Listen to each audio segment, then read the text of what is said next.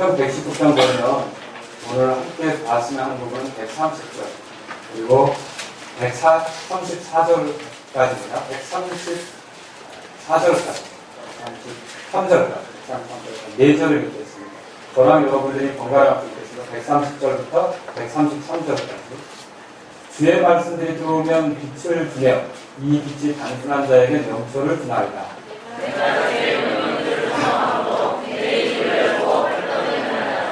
주의 이름을 사랑하는 자들에게 늘 행하시는 대로 주께서 나를 바라보사 내게 긍휼을 베푸소서.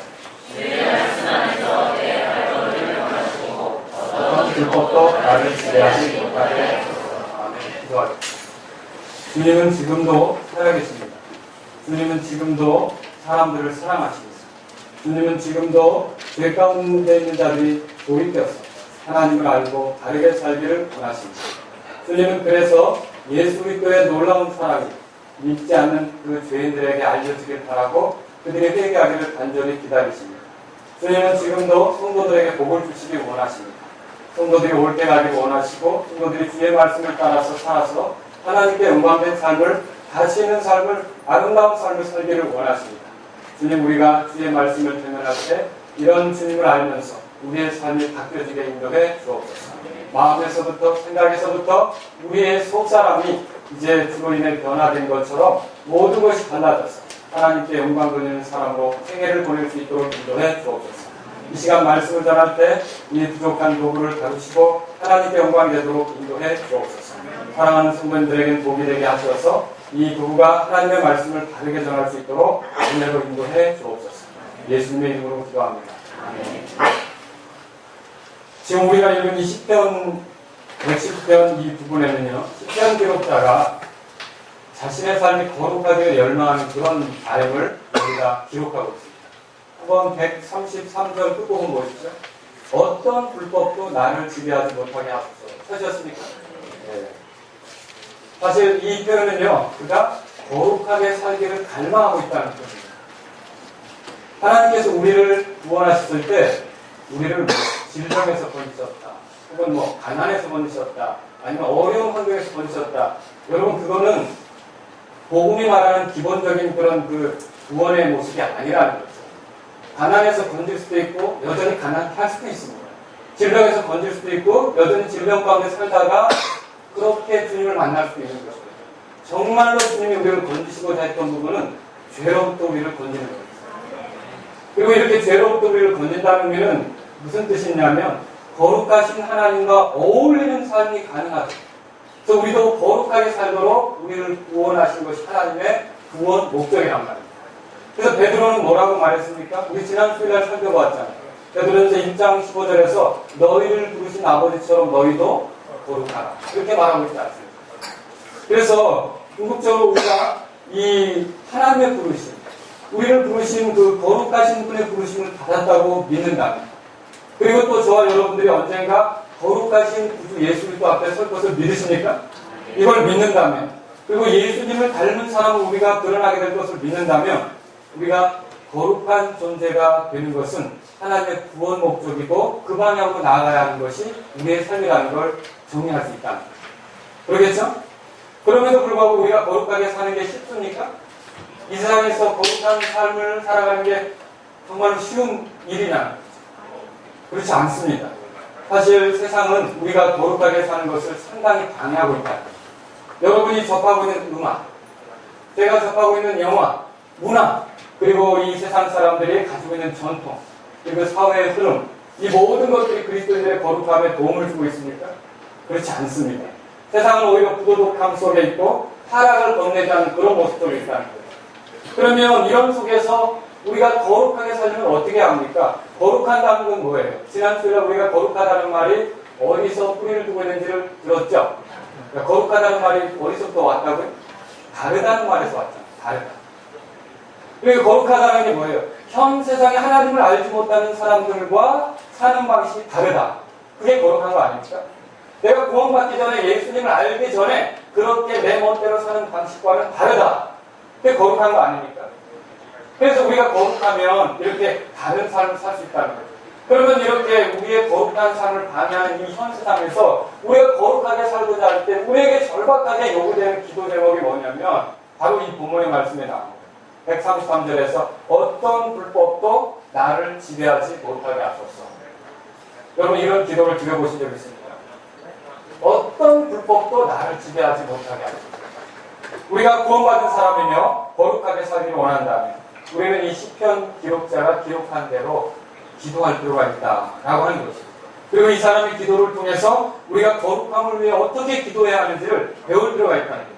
그래서 오늘 제가 드릴 말씀의 제목은 거룩함을 위한 기도라는 제목으로 여러분에게 말씀을 드리려고 합니다. 그러면서 우리가 어떻게 기도해야 하는지 이 시편 기록자의 기록을 통해서 한번 배우도록 하는 시간을 갖겠습니다. 우리는 여기 세 가지로 생각해 볼 수가 있는데 첫 번째 것은 130절, 131절에 나오고 두 번째 건 132절 그리고 세 번째 건 133절에서 발견할 수가 있습니다. 첫 번째로 우리는 어떻게 거룩함을 위해서 기도해야 합니까? 따라서 해보세요. 거룩함을 사모한다고 마음으로부터 고백하라. 뭐 하라고요? 마음으로부터 주님 제가 거룩함을 사모합니다. 거룩함을 누리기 원합니다. 거룩함을 사모한다고 마음으로부터 고백하라는 것이죠. 주의 말씀이 들어오면 빛을 준다고 여기 130절에 말하고 있습니다. 그리고 그 빛은 단순한 자에게 명철을 준다 그렇게 써 있습니다. 이 130절에서 단순한 자는 잠언에도 많이 등장하는 단순한 자입니다. 우리가 일반적으로 어리석은 자다 그렇게 해석할 수 있습니다. 그렇게 볼 때 주의 말씀이 어리석은 자를 지혜롭게 한다는 걸 발견할 수 있습니다. 지혜로운 자라는 건 잔꾀를 부리는 자가 아닙니다. 지혜로운 자는 주의 말씀대로 걸으면서 주님의 함께 하심을 경험하는 자가 지혜로운 자입니다. 그래서 하나님 말씀대로 살려고 할 때 가장 안전하다, 가장 행복하다 이걸 깨닫고 그 확신 속에서 하나님 말씀을 구하는 자가 지혜로운 자다라고 할 수 있습니다. 그러면 여기 보세요. 이렇게 해서 이런 확신을 갖게 된 성도가 하나님 말씀의 가치를 알기 때문에 무엇을 구하느냐? 131절 보세요. 131절. 다 같이 읽겠습니다. 내가 주의 명령들을 사모함으로 내 입을 열고 헐떡였나이다. 내가 주의 명령들을 뭐 한다고요? 사실 여러분 사람을 거룩게 하는 게 아까 우리 성도님 중에 한 분이 말씀을 암송하셨지만 하나님의 말씀과 기도로 거룩히 구별된다는 걸 믿으십니까? 기도한다는 경우에 주님의 성품을 신뢰하면서 주님께 맡기는 거 아닙니까? 그리고 말씀이요. 왜 말씀이 우리를 거룩게 합니까? 말씀을 통해 우리를 자꾸 비춰보죠. 그리고 말씀의 권능에 사로잡히면 우리의 삶이 거룩해질 수밖에 없어요. 예수님도 그 점을 알았기 때문에 아버지의 진리로 저들을 거룩하게 하옵소서. 아버지의 말씀은 진리니까. 여러분 하나님 말씀으로 우리가 거룩해질 수 있어요. 그래서 거룩한 삶을 사모하는 자들이 추구하는 게 뭐냐면 주의 명령을 사모한다는 거죠. 여러분 주의 명령들을 사모하십니까? 이 주의 명령들을 사모한다는 게 뭐예요? 주의 명령을 아는 것을 사모하는 거예요. 여러분 주님의 말씀을 알기를 원하십니까? 아는 사람은 어떻게 해야 돼요? 날마다 성경을 읽고자 하죠. 수시로 이 말씀을 살피죠. 어려운 문제가 생기면 그 문제를 어떻게 해결받을까 사람을 먼저 찾기보다. 그래서 저도 그런 적이 있어요. 답답한 문제가 생기니까 사람 먼저 찾더라고요. 그런데 돌아서서 하나님 제가 참 바보 같았어요. 사실 주님이 이 부분에 대한 해답을 가지고 계시고 내가 하나님을 먼저 찾아야 되는 거죠. 하나님 말씀을 구해야 되는 거죠. 주의 명령들을 사모한다는 게 뭡니까? 이렇게 주의 명령들을 아는 것을 사모하는 거예요. 또 주의 명령들을 지키는 것을 사모하는 거죠. 하나님 말씀을 알기만 하고 행하지 않으면 스스로를 속이는 것 같다는 거죠. 그래서 하나님 말씀을 지키려는 열정에 사로잡히는 거죠. 그 말씀대로 순종하고자 하는 열정에 사로잡히는 거죠. 그 말씀대로 살고 싶은 마음이 여기서 가득 일어나는 것이 주의 말씀을 사모한다. 그렇게 말할 수 있습니다. 또 주의 명령들을 가르치는 것을 사모하는 걸 얘기해요. 그래서 남들에게 하나님 말씀을 들려주고 싶은 거죠. 하나님 말씀을 알려주고 싶은 거죠. 가르쳐줄 뿐만 아니라 그 사람들이 하나님 말씀대로 사는 걸 보기를 기대하는 거죠. 여러분 이런 열망이 있습니까? 이게 주의 말씀, 주의 명령들을 사모하는 것이다. 이 사모하다라는 단어는요. 우리가 여러 가지로 설명할 수 있는데 로마서 한번 2장을 펴보세요. 바울이 로마 교회 성도들에게 보내는 편지에 이렇게 표현한 부분입니다.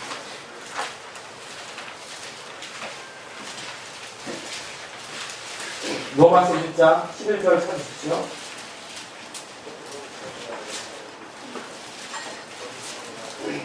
우리 11절을 함께 읽겠습니다.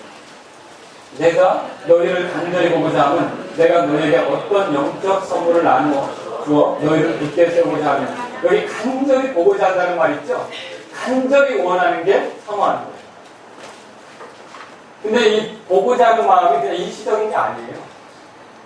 계속 보고 싶은 거예요. 계속 로마로 가고 싶은 거예요. 그래서 여기 사모한다는 것은요, 그것이 충족될 때까지 계속 바라는 걸 말해요. 그래서 주의 말씀을 사모한다는 말은요, 그 마음에 하나님 말씀으로 사로잡히고, 하나님 말씀에 이끌려 살고, 하나님 말씀의 기쁜 것들을 경험하기까지는 여기서 완전한 만족이 없어서 계속 그것을 구하는 게 주의 명령들을 사모하는 것이다 라고 할 수가 있는 것이죠. 그래서 계속적인 소원의 의미가 여기에 있습니다. 여러분, 하나님, 저는 주의 명령들이 저를 다루길 원합니다. 하나님, 주의 명령에 제가 사로잡히길 원합니다. 하나님, 주의 명령대로 사는 것을 중단하지 않길 원합니다. 하나님, 내가 다른 사람들에게 주의 말씀들을 불려주고 그들이 또 주의 말씀대로 걷는 걸 원합니다. 이걸 끊임없이 계속적으로 중단하지 않고 원하는 그런 마음이 있으시나? 그것에 대한 열망을 주님께 마음으로부터 고백할 거예요. 만약 그렇지 않다면 우리는 조금 거룩한 행세를 하다가 또다시 위선으로 갈 겁니다. 또다시 잘못으로 빠질 것입니다. 또다시 자기 자신을 힘들게 하는 육신의 문제에 연루될 것입니다. 근데 이것을 계속 끊임없이 계속적인 소원으로 갈망하라는 거죠. 특히 이 표현을 어떻게 시편 기자가 말했냐면 여기 보니까 시편 119편 보세요. 131절로 돌아오면 내 입을 열고 헐떡였나이다 이렇게 표현해요. 입을 열고 헐떡였다. 여러분 이 단어는요. 사냥개에게 쫓기는 어떤 짐승을 생각해보세요. 사슴이나 노루 같은 걸 생각해보세요. 이 짐승이 쫓길 때 그 이를 날카롭게 그 으르렁거리면서 달려오는 그 사냥개들 여러 마리가 있을 거 아닙니까? 그 사냥개로부터 안전한 곳을 찾기 위해서 도망갈 때 어떻게 할까요? 숨이 헐떡일 정도로 달린다. 입을 벌리고 달린다는 거예요. 그럼 달리기 하다가 숨차는 입 다물고 달리니까 입이 벌어집니다. 자연스럽게 벌어지죠. 입이 벌어져야 또 맑은 공기를 더 쉬고 그렇죠? 여러분이 힘든데 이렇게 달리진 않죠. 입이 자연스럽게 벌어져요. 더 숨을 마시기 위해서 더 안전한 장소를 찾기 위해서 힘을 내기 위해서 숨이 필요하다는 것이죠. 그런 것처럼 우리를 억제하려고 하는 여러 가지 죄의 유혹과 이런 것으로부터 벗어나기 위해서 하나님 말씀을 들이마시기 위해서 헐떡이는 거예요. 여러분 그걸 생각해보라. 그렇게 하나님 말씀을 열망하는 이걸 여기서는요 헐떡인다라는 표현을 썼습니다. 여러분과 저는 무엇 때문에 헐떡이고 있습니까? 도대체 무엇이 되고자 하십니까? 무엇을 하고자 하십니까? 무엇을 원하고 있습니까? 무엇으로부터 피하고자 하십니까? 그걸 보면 우리가 무엇을 헐떡이고 있는지를 알 수 있다라고 하는 거죠. 죄악된 생활에는 어떤 변명도 필요 없습니다. 하나님께서는 죄에 대해서 타협하는 것을 원치 않는다는 말이죠. 가나안 백성을 내몰라고 하는 하나님의 명령이 있었습니다. 그런데 그들이 철병거를 가지고 있습니다. 그래서 설명을 가지고 있기 때문에 안 됩니다. 어쩔 수 없이 같이 지내야 합니다. 여러분 그 주님에 대한 순종입니까? 불순종입니까? 그 불순종에 대한 값은 이스라엘 백성이 칠 수밖에 없다.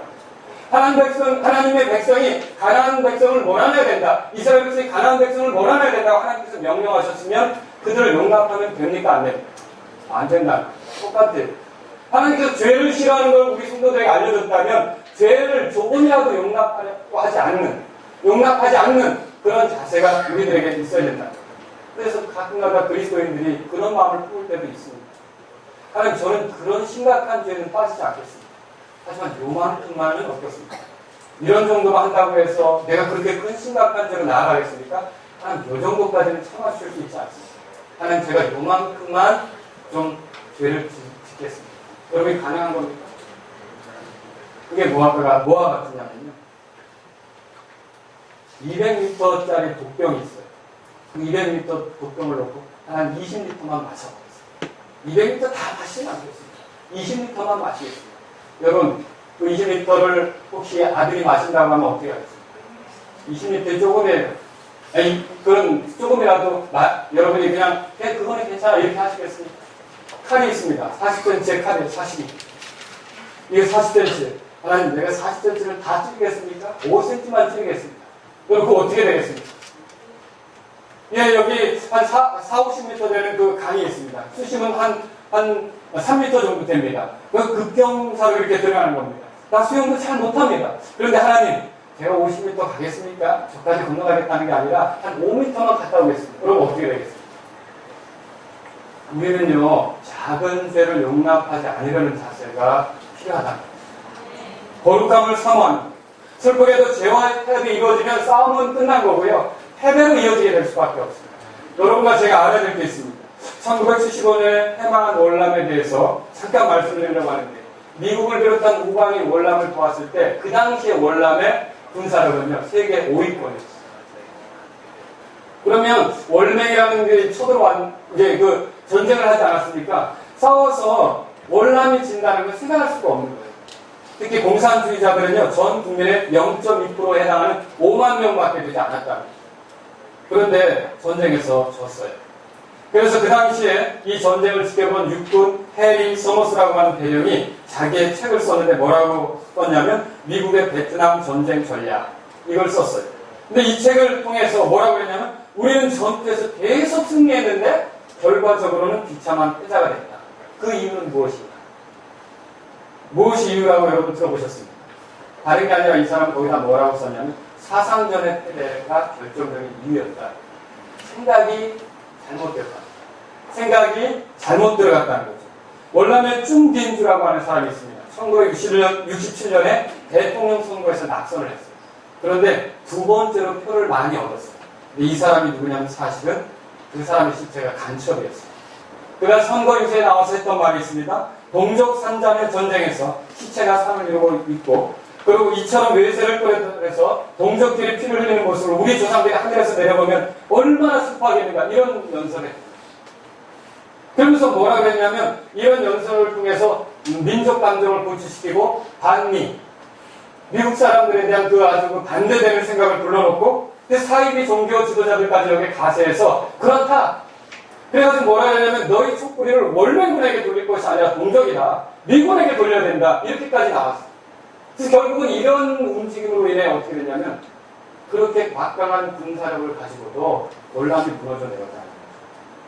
월남이 왜 무너져 내렸습니까? 전쟁할 의지를, 그 적인 월맹과의 전쟁할 의지를 내려놓았기 때문에 결국은 전의를 상실한 월남이 무너져 내렸다라고 하는 거죠. 우리의 생각 안에서 작은 죄라도 이것과 싸워야 된다는 전의를 내려놓으면, 전쟁할 의지를 포기해버리면 그때부터 우리는 어떻게 되는 것입니까? 큰 패자로 전락한다는 걸 기억하시기 바랍니다. 우리는 주의 명령대로 죄를 피우기 위해 애쓰고 있는지 돌아봐야겠습니다. 지속적으로 계속해서 그렇게 하고자 애쓰고 있는지 돌아봐야 되겠습니다. 유혹을 피할 수 없어 괴로워하고 있는지. 사실 유혹이 없을 수는 없습니다. 그리고 유혹이 안 넘어진다는 장담도 하기 어렵습니다. 유혹을 이길 수 없는 그 자신을 놓고 힘들어하는지, 어쩔 수 없는 거지. 육신이 있고 인간으로 사는데 이 정도는 어쩔 수 없지. 그렇게 하는지 한번 돌아보자. 만약 여러분들이 어쩔 수 없다고 죄에 대한 변명을 합리하고 정당하기 시작하면 영적으로 거룩한 생활은 어려워지게 됩니다. 믿지 않는 사람과 다른 삶은 어려워지게 되는 거죠. 구원받기 전으로 돌아갈 수도 있습니다. 이렇게 되지 않으려면 어떻게 합니까? 우리는 다시 그리스도를 바라보면서 주님 이렇게 될 수 없습니다. 주님께 호소하고 나아가야 된다. 10편 38편을 보겠습니다. 그래서 10편 38편 펴보겠습니다.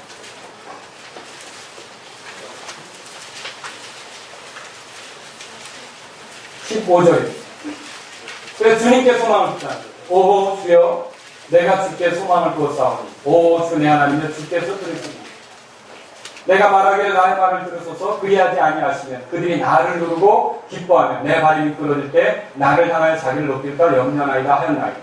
내가 이제 머뭇거리게 되었고 내 고통이 항상 내 앞에 있사오며, 18절이요, 내가 내 불법을 밝히 드러내고 내 죄로 인하여 슬퍼하리라. 주님을 소망하고 있어요. 주님을 바라고 있어요. 왜 이렇게 주님을 바라보고 있습니까? 원수가 강력해서 자기를 짓누를 때 불법 가운데 드러나는 것 용납할 수가 없는 거예요. 내가 어리석은 가운데 드러나는 것 견딜 수 없는 문제. 그래서 주님, 저를 좀, 내가 주님을 소망하니까 그런 일이 없기를 바라면서 주님을 소망한다고 고백하는 거 아닙니까? 우리가 죄의 비참이 무너져서 아주 상심한 삶을 사는 것을 내가 견딜 수 없습니다. 그런 것이 있어서는 안 됩니다. 나는 여기에 그 열망이 우리 가운데 있는지를 돌아봐요. 그게 없으면 우리는 패배할 수밖에 없어요. 여러분과 저는 이렇게 주의 명령을 사모하고 더 거룩하게 되고자 주의 말씀의 지배를 사모할 수 있기를 주의를 바랍니다. 만약 여러분 가운데 싸움에서 조금이라도 넘어졌다면 다 포기하지 않으시길 바랍니다. 우리는 또다시 주님을 바라보며 말씀의 숨을 쉬어야 돼. 헐떡거려야 된다.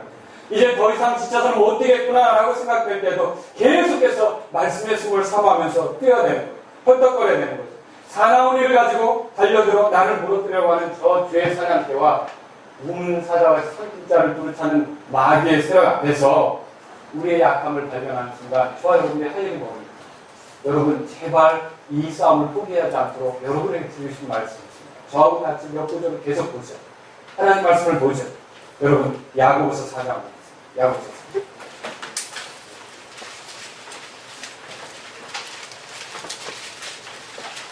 그러므로 저와 여러분들이 거룩함에 대한 열망으로 주의 말씀을 더 사모하는 기도를 드리실 수 있기를 바랍니다.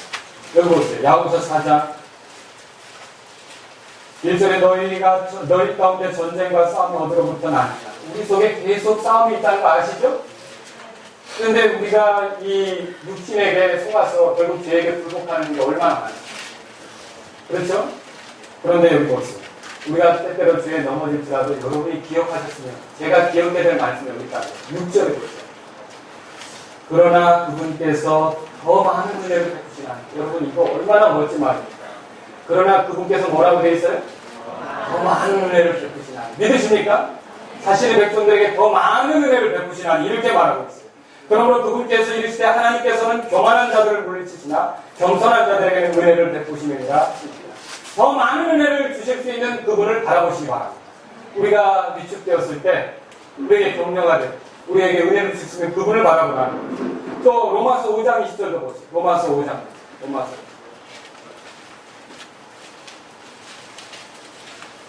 로마서 5장입니다. 또한 율법이 들어온 것은 범죄가 넘치게 하려 하는 거니와 뭐라고 되어 있습니까? 죄가 넘친 곳에 은혜가 더욱더 넘쳤다. 여러분 죄보다 더 큰 은혜를 믿으십니까?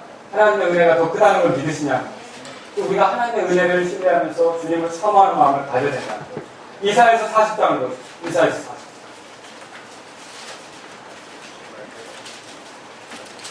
우리가 28절은 너무나 잘 아는 말씀이죠. 또 31절 주를 우러러 말하는 자들은 힘을 회복한다. 이런 거 잘 아는 말씀이죠. 29절을 보겠습니다. 같이 읽겠습니다. 그분께서 기진한 자들에게 능력을 주시며 힘이 없는 자들에게 힘을 더하시느니라. 믿으십니까? 미가서 보세요. 미가서 7장 보시겠습니다. 미가서 7장. 여러분과 저는 이렇게 때때로 넘어질 수가 있습니다. 그러나 그때에도 우리가 주의 말씀을 사모하고 거룩하게 되기를 사모하는 그 갈망을 놓지 않으시길 바라서 이 말씀을 보여드리는 것입니다. 7장 8절 보세요. 다 같이 읽겠습니다. 오 내 원수야 나를 치며 기뻐하지 말지어다. 나는 쓰러질지라도 일어날 것이고 어둠 속에 앉을지라도 주께서 나를 위하여 빛이 되시리라. 아멘. 믿으십니까? 우리의 삶이 이런 궁지에 몰렸을 때라도 우리를 인도하시는 주님을 보면서 힘을 낼 수 있기를 주의 이름으로 바랍니다. 고린도후서 12장 11절에 내가 약할 그때에 내가 강함이다. 가난이라 이렇게 말하고 있다는 거죠. 우리는 계속 뛰고자 지친 상태에서도 계속 숨을 헐떡거리는 그런 짐승처럼 어떻게 해요? 하나님 말씀을 사모하면서 계속 나아가야 된다 라고 하는 것입니다. 오늘날 우리는 죄로부터 해방되기를 간절히 사모하고 있는지 돌아볼 필요가 있습니다. 죄에 대한 그런 결말로 지옥에 가는 것이 두려운 것입니까? 아니면 죄 자체가 더 내가 죄에 빠져서 사는 것이 두려운 문제입니다. 우리는 지옥을 더 두렵게 생각하고 죄가 얼마나 두려운 건지를 가볍게 생각하게요. 또 죄를 짓고 여러분 생각해 보세요. 죄를 짓고 우리가 죄가 나쁘다 이렇게 생각하는 것인지 아니면 죄로 인해 내가 부끄럽게 드러난 사실이 나쁘다고 생각하는지 돌아볼까요?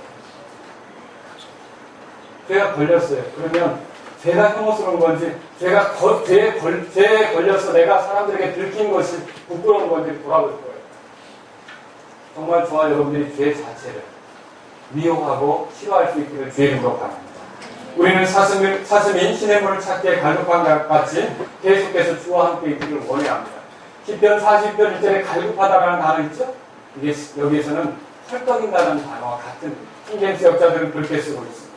그래서 우리가 시냇물을 찾기에 만족하는 사슴처럼 주님 앞에 우리가 거룩한 생활을 이루기까지 만족함이 없는 자세로 가야 됩니다. 예수님이 우리에게 만족 주신 건 맞아요. 구원에는 만족이 있어요. 교회 생활에도 만족이 있을 수 있죠. 하나님 우리에게 여러 가지 주시는 것에 만족이 있지만 우리가 주님처럼 온전히 거룩한 삶을 드러내기까지는 아직은 더 멀었다. 계속 숨을 헐떡거리는 자세로 주님 앞에서 말씀을 선호하는 저와 여러분들이 될 수 있기를 바랍니다. 그래서 우리의 기도는요, 이렇게 처음에 주의 그 은혜 안에서, 말씀 안에서 거룩함을 사모한다는 진지한 고백이 마음으로부터 있어야 된다. 두 번째 보겠습니다. 두 번째는요, 10편, 119편, 거기 보겠습니다. 130절 같이 한번 읽어보겠습니다. 모든 소원은 기도로 붙여야 되는데, 거룩하게 원한다면 우리는 긍휼을 호소하는 기도를 드릴 필요가 있습니다. 132절을 읽겠습니다. 시작. 주의 이름을 사랑하는 모든 자들에게 늘 행하시는 대로 주께서 나를 바라보사 내게 긍휼을 베푸소서. 그래서 따라서 거룩함을 위해 주의 긍휼을 호소하라. 그러면 누군가에게 호소한다는 건 그만한 능력이 있을 때 호소하죠. 앞에 나와서 예수님가 참 예쁘게 찬양을 했습니다. 그런데 혹시 큰 돈이 필요할 때 예수님에게 찾아가서 도와달라는 사람 없죠? 모르죠. 또 여러분, 그만한 능력이 있는 자에게 호소하는 거 아닙니까? 하나님께서는 우리를 긍휼히 여기시고 권능으로 우리를 지키시고 인도할 만한 능력이 충분히 있으십니다. 이분께 우리가 호소하는데 뭘 호소합니까? 긍휼을 호소하는데 이 긍휼을 구하는 기도에는요, 자신을 바라보아 달라는 기도가 포함되어 있습니다. 여기 본문에 보죠. 나를 바라보사 그렇게 말하고 있지 않습니까? 이사야서 40장 30절에는 주를 바라보는 자는 독수리같이 날개치며 올라가는 같이 새 힘을 얻는다고 그렇게 말하고 있죠. 주를 바라볼 때도 새 힘을 얻어요. 근데 주님이 우리를 바라보십니다. 얼마나 놀라운 은혜가 있겠습니까? 사실 삭개오가 예수님을 보고 싶어 했지만 그래서 나무로 올라간 거 아닙니까? 그런데 그가 그렇게 원했지만 예수님이 삭개오를 바라봤을 땐 인생이 달라졌어요. 삭개오야 내려오라. 또 소경 바디메오가 여리고 성문 그 길가에서 이제 구걸함에 있을 때 누구를 그렇게 기다렸습니까? 예수님을 만나고 싶어 했던 거죠. 예수님이 지나간다는 소리 듣고 외쳤죠. 왜 외치는 겁니까? 나 좀 돌아봐 달라는 거예요. 드디어 예수님의 발걸음이 멈추고 그를 데려오라고 했을 때 예수님의 눈에 그가 들어왔죠. 그 다음엔 어떤 일이 벌어졌습니까? 그의 눈에도 예수님이 들어오게 됐다는 거죠. 얼마나 놀라운 일이야. 그래서 주님이 긍휼 어린 눈으로 나를 바라봐 달라고 우리 주께 호소할 필요가 있는 거예요. 사실 내게 긍휼을 베푸소서 그랬는데 가장 큰 긍휼이 뭡니까? 우리의 힘으로 건져지기 어려운 죄에서 우리가 건져지는 거 아닙니까?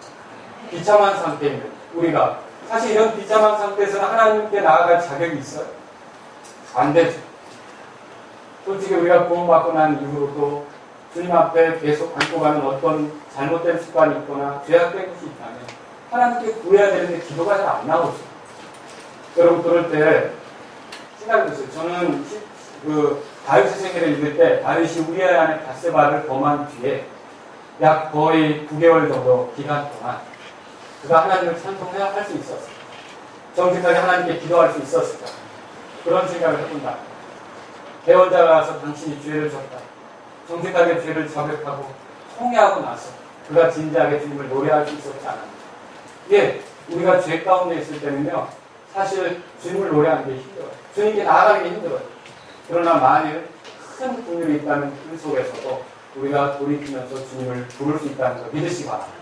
그래서 우리가 주님의 큰 긍휼을 구하는 거예요. 여기 구절에 보면 주의 이름을 사랑하는 자들에게 그렇게 말하고 있습니다. 이 간구하는 자가 어떤 사람인지를 말합니다. 자기 자신이 주님을 사랑한다고. 여러분 주님을 사랑하십니까? 주님을 사랑하면 주님을 닮게끔 되겠죠. 이렇게 주님을 닮고자 하는 열망이 있는 저를 그냥 지나쳐 보지 마시고 긍휼 어린 눈길로 보아주십시오. 우리가 주를 닮기 원합니다. 라는 열망이 여기 들어있다는 거예요. 이 긍휼을 구하는 기도는요, 주의 성품에 의지하는 기도입니다. 여기 보면 놀라운 표현이 있어요. 이 부분을 찾아보세요. 늘 행하시는 대로. 찾으셨습니까? 늘 행하시는 대로. 늘 행하시는 대로 해오던 습관이 있어요. 하나님께도 하나의 습관이 있습니다. 하나님께도 늘 행하시던 대로 행하는 것이 있습니다. 그것은 뭐냐면 주의 이름을 사랑하는 자들이 긍휼을 구하는, 그들에게 긍휼을 베푸시는 분이 주 하나님이시라는 걸 기억하시기 바랍니다. 이런 하나님인 걸 안다면 우리는 어떻게 하겠습니까? 주님 저를 도와주십시오. 주님 저를 거룩하게 살도록 인도해 주십시오라고 요청할 수 있지 않겠습니까? 이런 기도가 오늘 우리에게 필요한 거라는 거죠. 이 기도는 하나님께서 행하시는 것에 자신을 온전히 맡기는 기도입니다. 주의 긍휼을 바라는 기도는요, 사실 여러 가지 어려움을 감수해야 될 때도 있습니다. 여러분에게 그 한 가지 예를 드린다면, 다윗이 인구조사를 한 그것에 대해서 읽어보신 적 있습니까? 그러니까 그게 주님께 범죄한 것이라는 거 여러분 알고 계시죠? 그의 불법이 드러났다고 괴로워했죠. 하나님께서는 그에게 너가 선택하라고 여러 가지 그 징계 중에 세 가지를 제안했죠.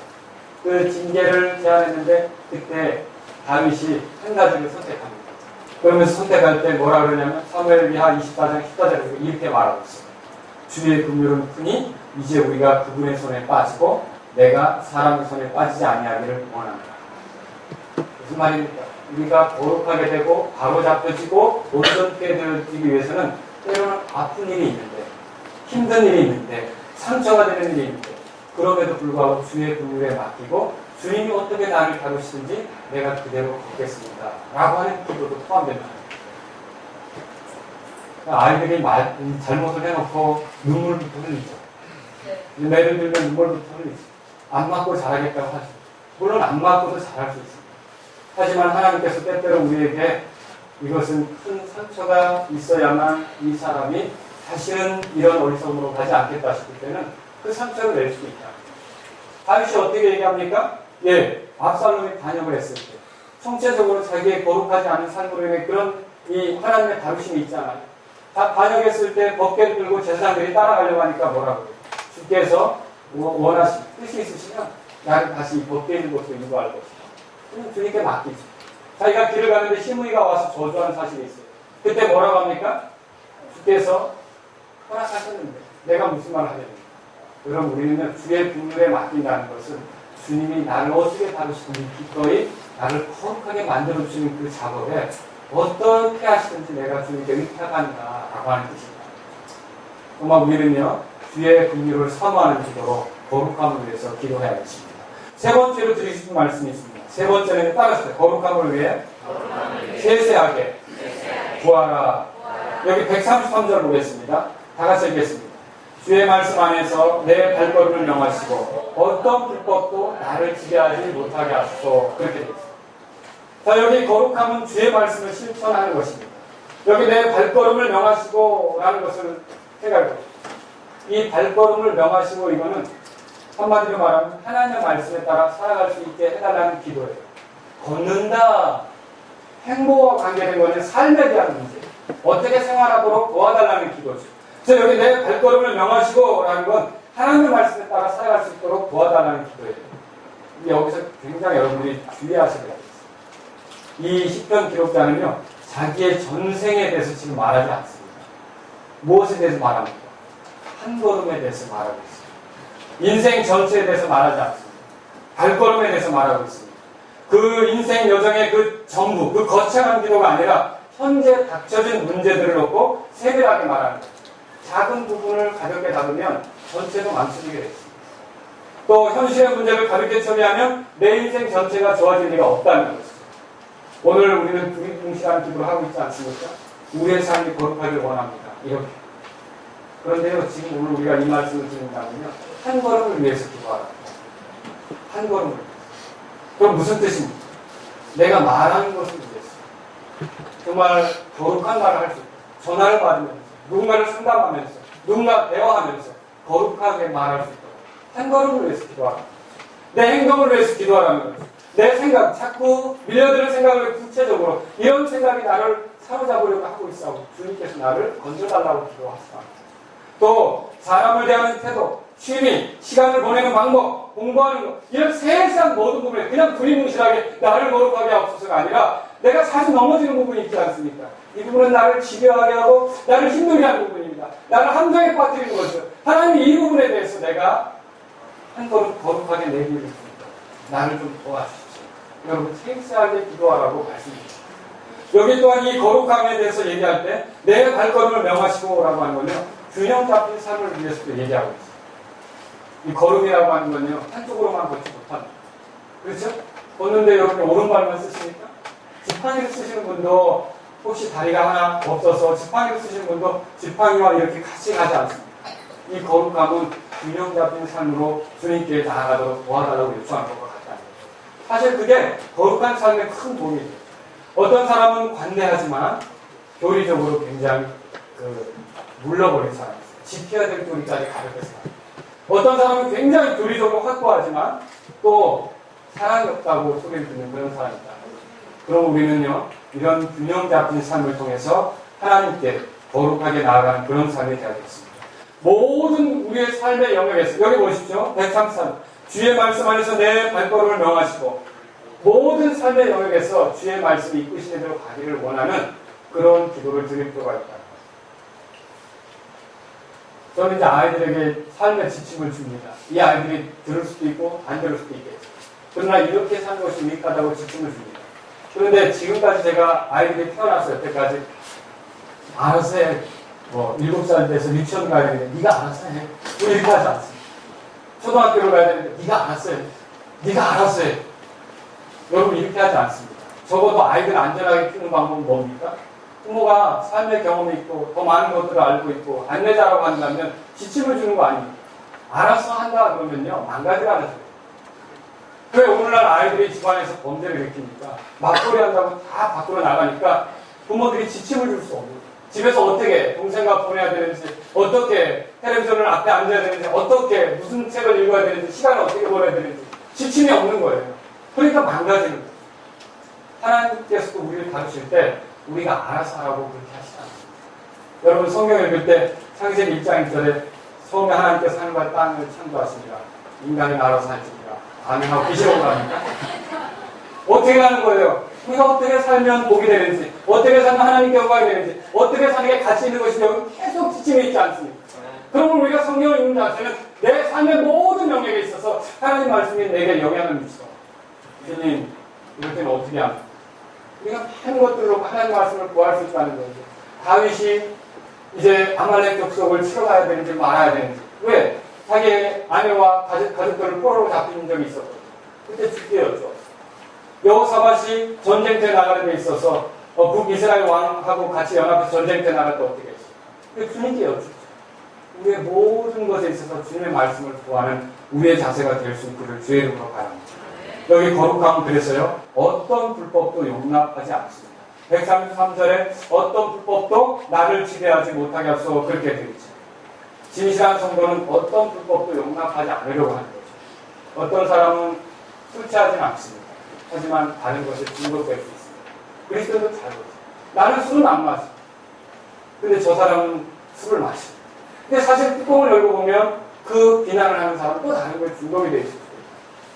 또 이런 것을 욕심을 내지 않지만 다른 사람의 것을 욕심을 내지는 않지만 내 것에는 인색할 수 있다. 그렇지 않습니까? 그리고 또 어떤 사람 거짓말을 하지 않지만 다른 말을 한다고 다른 사람의 상황이나 형편을 고려하지 않고 내 입장에 상처 줄 말을 할 수 있다.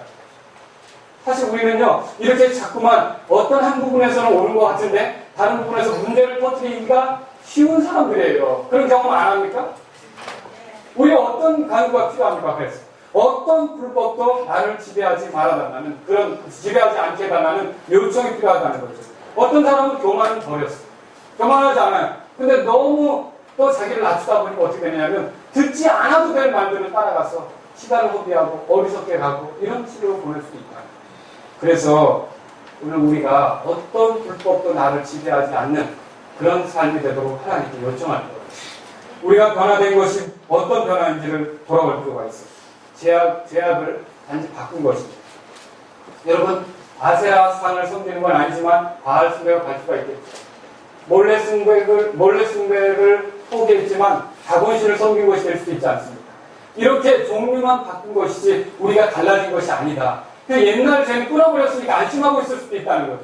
하지만 우리 안에 또 다른 것들이 살아날 수가 있다. 그런 경우 있지 않습니까? 음란하고 훔쳐된 사람이 그런 걸 버렸어요. 근데 버렸는데 뭐가 생기기 시작하냐면 자기는 버렸다 이거죠. 그렇게 사는 사람에게 동정심이 없고 불쌍히 여기는 마음이 없고 그를 위해 기도하는 마음이 없고 비난하고 판단하고 그런 마음이 생길 수 있지 않습니까? 그것도 죄예요. 우리는 이런 것들 달라질 수 있다는 거예요. 그래서 결국 우리가 하나님께 구해야 될 기도 제목은 뭡니까? 어떤 불법도 나를 지배하지 못하게 하소서. 사람들의 눈에 그럴 수 있다고 여겨지는 죄가 있어요. 충분히 그럴 수 있지.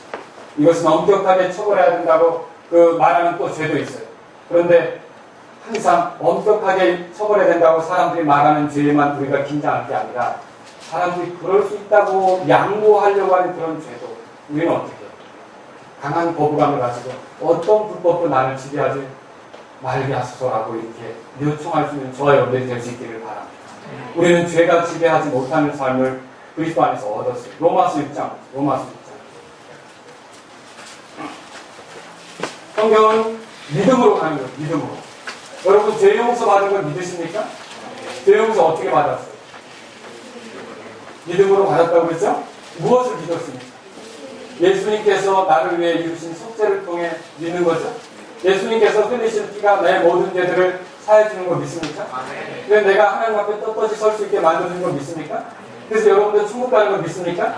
근데 이렇게 믿는데 왜 이건 안 믿으려고 하는지 제 자신을 볼 때도 이 부분에 있어서 약한 걸 느낄 때가 많이 있다는 거예요. 여러분 한번 보시죠. 14절. 너희가 율법 아래 있지 않냐고. 이거 믿으십니까? 우리가 율법 아래 있지 않다고 믿으십니까? 아 정말로 믿으십니까? 우리가 율법의 정죄에 사로잡힐 필요가 없고 율법의 요구대로 희생제물 드릴 필요가 없고 율법의 어떤 요구도 우리에게 이제 더 이상 해당 사항이 없다는 걸 믿으십니까? 율법의 저주도 사라졌다는 걸 믿으십니까? 율법이 우리를 지배할 수 없다는 걸 믿으십니까? 그리고요 은혜 아래 있으므로 정말로 은혜 아래 있다는 걸 믿으십니까? 이 더 큰 은혜를 주시는 그 은혜 아래 있다는 걸 믿으십니까? 그리고 마지막 하나 다 같이 읽겠습니다. 죄가 너희를 지배하지 말라. 믿으십니까? 여러분 우리가 언제든지 이 불법이 나를 지배하려고 하면 죄가 나를 지배하지 못하리라 선포하며 나갈 수 있기를 바랍니다. 주님이 우리에게 그런 삶을 주셨다. 그리고 만일 여러분이 넘어졌다 할지라도 거기서 다 끝난 것은 아니라 또 그 은혜를 입어 거룩하게 살기를 열망하며 주님께 도움을 구할 수 있기를 주의 이름으로 바랍니다. 말씀을 정리하면서 여러분에게 적용할 걸 좀 말씀드리고 싶습니다. 한 세 가지로 여러분에게 드리고 싶은 말씀이 있는데 첫 번째는요. 정말로 거룩함에 대한 열정을 품으시라는 거죠. 거룩한 삶을 살고자 하는 열망을 가지시라는 거죠. 우리가 그리스도인이라면 또 하늘의 아버지께서 거룩하신 걸 안다면 구원받은 목적이 무엇인지 안다면 예수님께서 어떤 분이신지 안다면 예수님의 십자가에서 죽으시고 부활하신 그 궁극적인 목적이 무엇인지 안다면 또 우리가 궁극적으로 어떤 위치에 서게 될 것을 안다면 우리는 어떻게 살아야겠습니까? 거룩하게 살아야 합니다. 거룩함에 대한 열정을 갖고 하는 거죠. 이거는요 안전한 곳에 이르기까지 숨을 헐떡거리며 뛰는 사슴처럼 우리가 이런 주님 안에서의 거룩함을 이르기까지는 중단 없이 쉬는 거 없이 계속 거룩함을 열망하는 저와 여러분들이 될 수 있기를 주의 이름으로 바랍니다. 두 번째로 드리고 싶은 말씀은요 주님께 긍휼을 호소하라. 주님께 긍휼을 그리고 주님의 긍휼을 신뢰하라는 것입니다. 우리의 힘으로 거룩해질 수 있습니까? 얼마나 자주 넘어집니까? 얼마나 약한 모습을 드러냅니까? 주님은 자신을 사랑하는 자들에게 늘 하시던 습관이 있다고 했죠.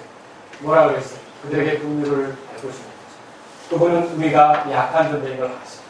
그래서 우리를 일으켜 주시려고 하고 힘을 주시려고 하고 그러면 여러분이 날마다 주님의 긍휼을 구하시면서 은혜로 나아갈 수 있기를 주의 이름으로 바라시고 그 여러분에게 부탁드리는 것입니다. 여러분이 세 번째로 또 기억해야 될 게 있습니다. 한순간도 방심하지 말아야 합니다. 우리 인생을 70 또는 80이라고 했을 때 우리는 지금 어디에 서 있는지 생각해 보세요. 어느 정도 그림을 그려놨습니다. 7, 80년 되면 우리 인생의 그림이 완성이 되겠죠. 그렇죠? 그렇게 되었을 때 사실 오늘의 내 결정이나 내 행동들은 그 큰 그림을 이뤄나가는 한 과정이 되었습니다. 사실 전체적으로 아름다운 그림이 나타나길 바라면서 우리가 가고 있는데 나중에 돌아보니까 40대에 내가 붙이라는 것이 형편없는 구석이었죠. 여러분 얼마나 우리에게 안타까운 부분이 되겠습니까? 이제 그림을 우리는 무슨 내려놔야 돼요. 그러므로 저와 여러분들이 한순간도 방심하지 않고 계속해서 거룩함을 열망하면서 주의 말씀대로 걸으려고 하는 그러한 열정을 가지실 수 있기를 주의 이름으로 바랍니다. 한순간도 방심하지 않기를 주의 이름으로 바랍니다. 그 어떤 불법에도 우리 자신을 내주고자 하지 않는 마음을 가지고 살 수 있기를 주의 이름으로